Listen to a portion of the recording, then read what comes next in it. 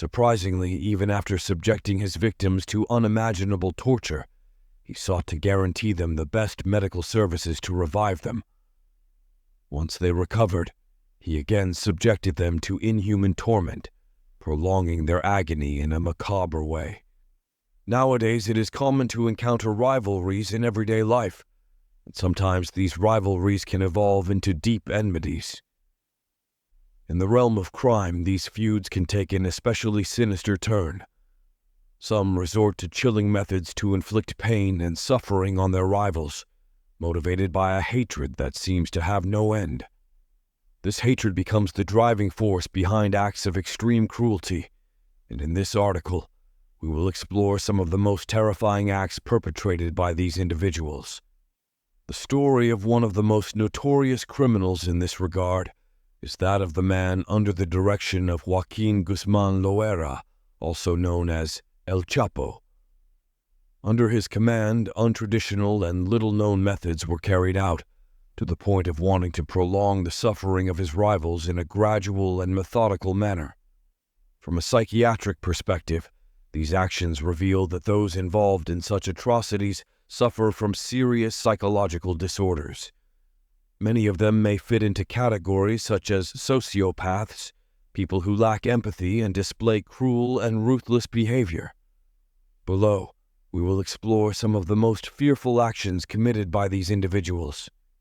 The story of El Chapo is notorious in the world of crime. Although he is currently serving a life sentence at the maximum security prison in Florence, Colorado, his trial revealed incomprehensible acts that shocked those in attendance. Former allies of Guzman shared horrible details about how he acted against his enemies. He used the money made from his profits to maintain a payroll of doctors and equip them with advanced clothing. These doctors were used to revive people who had been tortured to the brink of death by Guzman. After their recovery, the victims were subjected to torture again and again, with the aim of prolonging their torment. One of Guzman's notable victims was Israel Rincon, a member of the Beltran Leyva cartel, an organization that maintained a fierce feud with El Chapo. The way Rincon was subjected to gradual torture is chilling. Initially, they tied his hands with a rope, then they proceeded to remove his teeth one by one without anesthesia. His ears were then snapped off. Guzman sought to avenge the murder of Manuel Fernandez, and these horrendous acts did not end there. It was also revealed that Guzman tortured a member of the Arellano Felix cartel, another of his enemies, with a sadism that seemed to have no limits. One of the witnesses who witnessed these acts was Isaías Valdez Rios, who provided details about how Guzman and his men had mistreated two members of Los Zetas.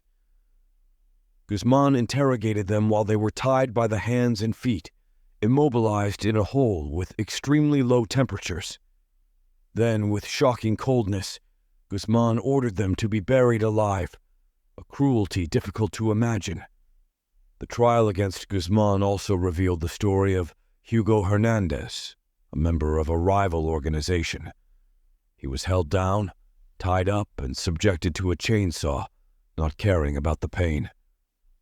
Guzman proceeded to make 7 cuts on her body before throwing her remains into plastic bags that were discarded as garbage on the streets of Los Mochis, Sinaloa.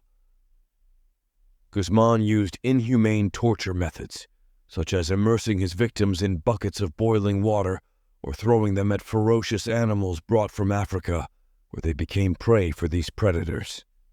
The cruelty of Guzman and his men seemed to have no limits. The trial revealed chilling details of how the leader of the Sinaloa cartel subjected his enemies to unimaginable torture. His brutal methods, including burning his victims alive and involving doctors in their torture, left a mark of fear and terror on the streets of Mexico. At its peak, the Sinaloa cartel became one of the most feared criminal organizations in the world, with a presence in more than 50 countries and powerful allies. In addition, he is believed to have financed insurgent groups, such as the Oliver Sinistera Front of the FARC in Colombia, to expand their influence in the region. Guzman Loera's violent legacy continues to affect Mexico and remains a threat to security and stability in the region. Despite the capture and imprisonment of El Chapo, rivalries and conflicts in the world of crime in Mexico persist. Different official and criminal actors engage in conflicts that often end in violence and death. As long as the drug trafficking business remains so lucrative, there will be ambitious people willing to commit cruel and ruthless acts in their quest for wealth and power. In conclusion, the actions of individuals like Joaquin Guzman Loera and his Sinaloa cartel have left an indelible mark on the history of crime. Their sadistic methods and disregard for human life have generated a legacy of fear and violence that continues to affect Mexico and the region. Guzman's story is a chilling reminder of the lengths some people will go to in their quest for power and revenge. If you found our video interesting, don't forget to subscribe to the channel and leave us your opinion in the comments. See you in the next installment, where we will reveal the deepest secrets of the world of drug trafficking.